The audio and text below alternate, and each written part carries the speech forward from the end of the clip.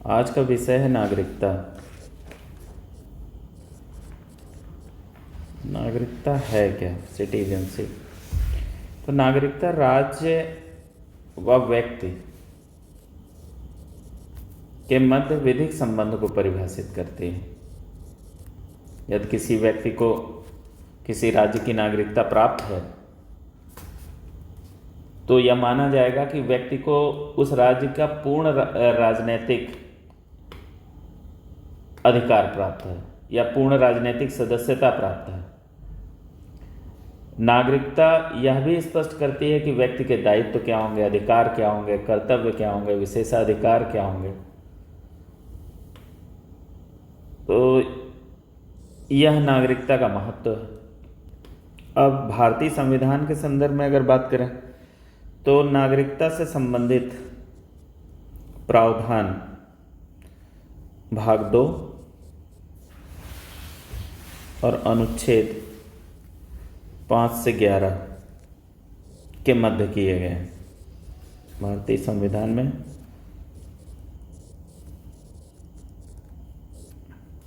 अब यहाँ यह भी बताना उचित है कि भारतीय संविधान के अनुच्छेद 394 में यह बताया गया है कि 16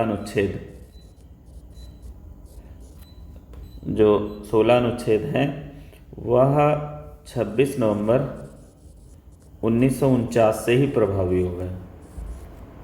1949 से ही प्रभावी हो गए। इन 16 अनुच्छेदों में भारतीय नागरिकता के 5 से लेकर 9 तक जो अनुच्छेद हैं वह 26 नवंबर 1949 से ही प्रभावी हैं और शेष संविधान आपको पता होगा कि 26 जनवरी 1950 से प्रभावी हो। अब आज का विषय है नागरिकता, तो मुख्यतः नागरिकता पर ही केंद्रित रहते हैं। नागरिकता से संबंधित अनुच्छेद 5 जिसमें बताया गया है कि संविधान के प्रारंभ पर नागरिकता का अधिकार। अनुच्छेद 6 जिसमें पाकिस्तान से भारत को प्रव्रजन करने वाले व्यक्तियों के नागरिकता के अधिकार परिभाषित हैं। अनुच्छेद 7 पाकिस्तान को प्रव्रजन करने वाले, जो भारत से पाकिस्तान को प्रव्रजन कर रहे हैं व्यक्ति, उनकी नागरिकता के अधिकारों को समाप्त किया गया। इस आर्टिकल में जो डेट है वो 1 मार्च 1947 है इस तिथि तक, और जो आर्टिकल 6 में डेट है वो 19 जुलाई 1948 है। ये 2 डेट इम्पोर्टेंट है। अब अनुच्छेद 8 की बात करें तो अनुच्छेद 8 में दिया गया है कि भारत के बाहर रहने वाले भारतीय उद्भव के कुछ व्यक्ति हैं, उनके नागरिकता के अधिकार। अनुच्छेद 9 यदि कोई भारतीय नागरिक किसी अन्य देश की नागरिकता स्वेच्छा से अर्जित करता है तो उसकी भारतीय नागरिकता समाप्त हो जाएगी।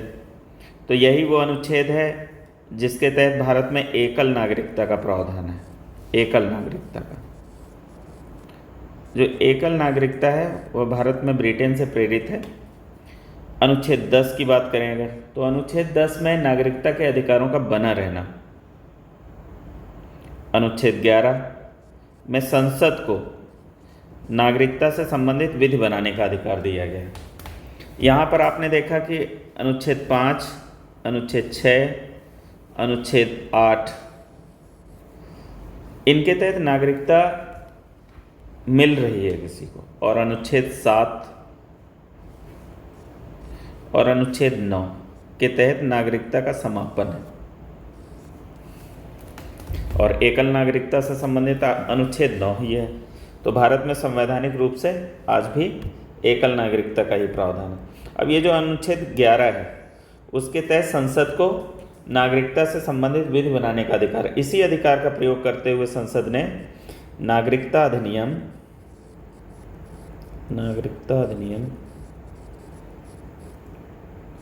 1955 बनाया। 1955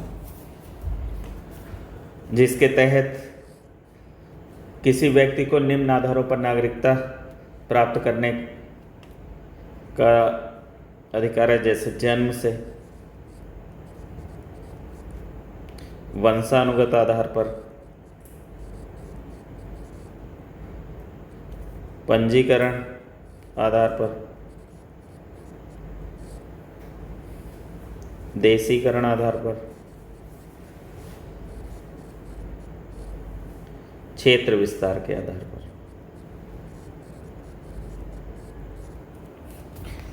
अब इस भारतीय नागरिकता अधिनियम में अभी तक 6 बार संशोधन हो चुका है। पहला संशोधन 1986 में। 1986 में जो संशोधन हुआ है उसके तहत अगर देखें हम तो 2 महत्वपूर्ण संशोधन हुए। एक तो देशीकरण के आधार पर, देशीकरण के आधार पर यदि कोई नागरिकता प्राप्त करना चाहता है तो उसे भारत में कम से कम 10 वर्ष तक की अवधि तक रहना होगा पहले, और यह पहले 5 वर्ष था। तो देशीकरण के आधार पर 1955 में जो नागरिकता अधिनियम आया उसमें 5 वर्ष तक यदि कोई भारत में रह चुका हो तो इस आधार पर वो नागरिकता के लिए आवेदन कर सकता है। लेकिन 1986 में संशोधन के तहत इस अवधि को बढ़ाकर 10 वर्ष कर दिया गया। एक और संशोधन इसमें प्रमुख है। इसी संशोधन में एक और तथ्य महत्वपूर्ण है कि यदि कोई पंजीकरण के आधार पर नागरिकता प्राप्त करना चाहता है तो पहले यह अवधि 1955 में 6 माह थी, जिसे 1986 में संशोधित करके 5 वर्ष कर दिया गया। तो ये 2 महत्वपूर्ण संशोधन है। 5 वर्ष जो पंजीकरण के आधार पर कर दिया गया, देशीकरण के आधार पर 10 वर्ष कर दिया गया। तो ये एक 1986 का महत्वपूर्ण संशोधन है। फिर इसके बाद अगला संशोधन 1992 में हुआ। 1992 के संशोधन की अगर बात करें तो यदि कोई बच्चा भारत से बाहर पैदा होता है तो उसकी नागरिकता तभी उसे भारतीय नागरिकता मिल सकती थी यदि उसका पिता भारतीय नागरिक रहा हो। यह पहले व्यवस्था थी। 1992 में पिता के साथ साथ माता के आधार पर भी उसे नागरिकता प्राप्त करने का अधिकार दे दिया गया। तो यह माता के आधार पर यदि कोई विदेश में भारत से बाहर बच्चा पैदा होता है तो उसको अगर भारतीय नागरिकता चाहिए तो यदि उसकी माता भारतीय नागरिक है तो इस आधार पर उसे भारतीय नागरिकता मिल सकती है। 1992 का यह संशोधन महत्वपूर्ण है। फिर इसके बाद अगला संशोधन 2003 और 2005 की अगर बात करें तो इन दोनों को एक साथ देख लेते हैं। 2003 के संशोधन की अगर बात करें तो भारत में अभी आपने आर्टिकल 9 पढ़ा था जिसमें एकल नागरिकता, जिसमें यह व्यवस्था थी कि यदि कोई भारतीय स्वेच्छा से किसी अन्य देश की नागरिकता ग्रहण कर लेता है तो उसकी भारतीय नागरिकता समाप्त हो जाएगी। लेकिन 2003 में 16 देश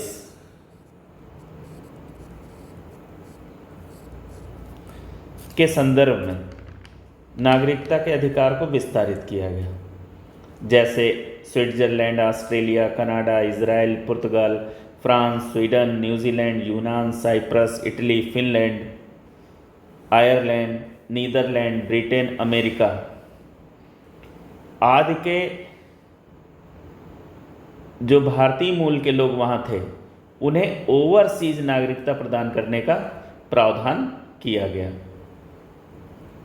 उन्हें जो है ओवरसीज भारतीय नागरिकता प्रदान करने का अधिकार दिया गया। अब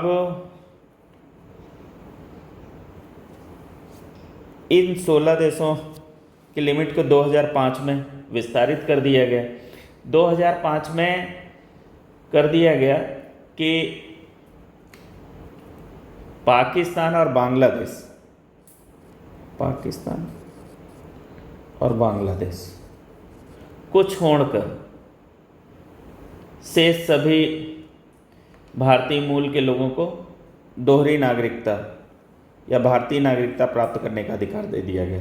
तो भारत में जो दोहरी नागरिकता वर्तमान में उपलब्ध है वो नागरिकता अधिनियम 1955 में जो 2003 और 5 में संशोधन हुए हैं उसके तहत उपलब्ध है। अब 2005 के बाद अगला संशोधन हम लोग 2015 में देखते हैं। अब यहाँ ये आपको देखना होगा कि एक तो PIO मतलब पीपुल या पर्सन ऑफ इंडियन ओरिजिन, ये वो लोग हैं जो कभी भारत के नागरिक नहीं रहे, लेकिन इनके पूर्वजों में से कोई भारतीय नागरिक रहा था। तो PIO जो कार्ड योजना है, PIO कार्ड योजना 2003 में शुरू हुई। और जो OCI overseas citizenship of India, इसमें वे लोग हैं जो कभी ना कभी भारतीय नागरिक थे और वर्तमान में स्थायी तौर पे विदेशों में रह रहे हैं। ये विदेशी नागरिक होते हैं तथा साधारणतः इनका निवास जो है विदेश में ही होता है। OCI कार्ड योजना, ये दोनों कार्ड योजनाएं हैं, कार्ड धारक, ये OCI 2006 में शुरू हुई। तो 2015 का जो संशोधन है उसके तहत PIO और OCI की जो भिन्नता है इसको समाप्त कर दिया गया। PIO को समाप्त करके OCI में ही शामिल कर दिया गया। अब आगे देखते हैं। अब महत्वपूर्ण संशोधन 2019 में, इस पर लोगों में काफ़ी मतभेद भी रहा। CAA के रूप में आप जानते होंगे, सिटीजन अमेंडमेंट एक्ट, अर्थात नागरिकता संशोधन अधिनियम। इसके तहत जो मुस्लिम बहुल आबादी वाले देश हैं भारतीय सीमा से लगे हुए, जैसे पाकिस्तान, अफगानिस्तान और बांग्लादेश, इन 3 देशों के 6 अल्पसंख्यकों को, 6 अल्पसंख्यकों में कौन कौन आएंगे? हिंदू, सिख,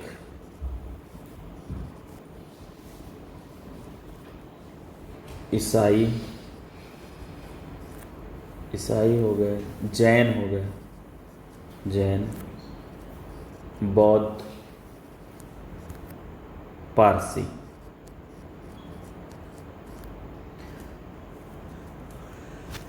इन 6 अल्पसंख्यकों को जो उन देशों से किसी कारणवश भारत में आकर रहने लगे, उन्हें भारतीय नागरिकता प्राप्त करने का अधिकार दिया गया।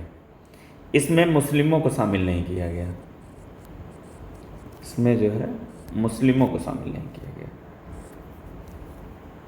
यहाँ आपको यह जानकारी जरूर होनी चाहिए, यदि इन तीनों देशों के मुस्लिमों को यदि भारतीय नागरिकता प्राप्त करनी है तो उन्हें जो नागरिकता अधिनियम 1955 में जो आधार दिए गए उनके तहत वो आवेदन कर सकते हैं। अब ये महत्वपूर्ण संशोधन थे नागरिकता अधिनियम 1955 से जो संबंधित थे। अब हम लोग देख लेते हैं कि NRC जैसे क्या है। NRC, national register of citizenship, राष्ट्रीय नागरिक रजिस्टर। राष्ट्रीय नागरिक रजिस्टर क्या है? इसमें भारतीय नागरिकों के नाम शामिल होता है। इसका महत्व तो यही है कि यदि गैर कानूनी तरीके से कुछ अन्य देशों के लोग भारत में आकर बसने लगे तो कैसे पहचान करेंगे?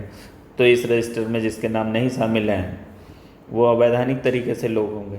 तो ये जो राष्ट्रीय नागरिक रजिस्टर है, इसको बनाने वाला पहला राज्य असम है। वही एकमात्र ऐसा राज्य है जिसने इसे अद्यतन रखा है। तो भारत में जो है पहली बार NRC का निर्माण 1951, वर्ष 1951 या 1951 की जो जनगणना है उसके आधार पर उसके बाद तैयार किया गया था। NRC हो गया। आपने NRI शब्द सुना होगा।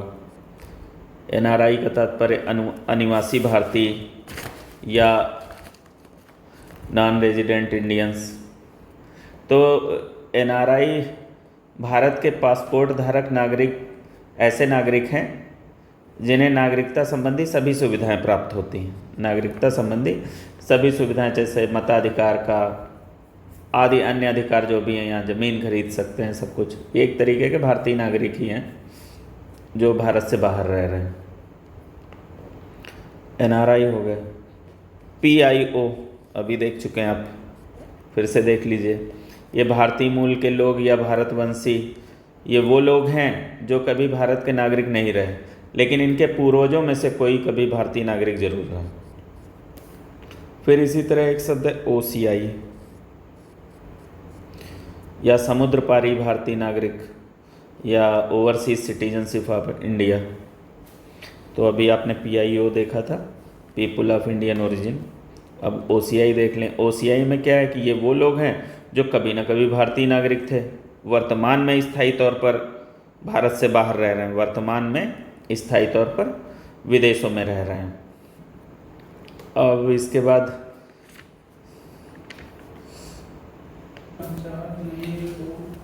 कुछ ऑब्जेक्टिव क्वेश्चन जैसे हैं कि जैसे नागरिकता के संबंध में विधि कौन बना सकता है, तो संसद नागरिकता के संबंध में विधि बना सकती है, इसको आप देख ही चुके हैं। और जैसे नागरिकता त्यागना या छीनना या समाप्त होने के आधार क्या हो सकते हैं। नागरिकता त्यागना या छीनना या समाप्त होने के आधार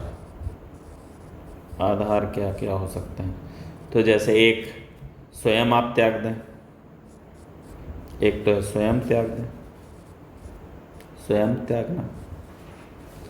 फिर दूसरा आपने देखा अनुच्छेद 9 के तहत स्वतः समाप्त हो जाती है, अनुच्छेद 9 हो गया। यदि कोई भारतीय नागरिक किसी अन्य देश की नागरिकता स्वतः ग्रहण अर्जित कर लेता है तो उसकी भारतीय नागरिकता स्वतः समाप्त हो जाती है।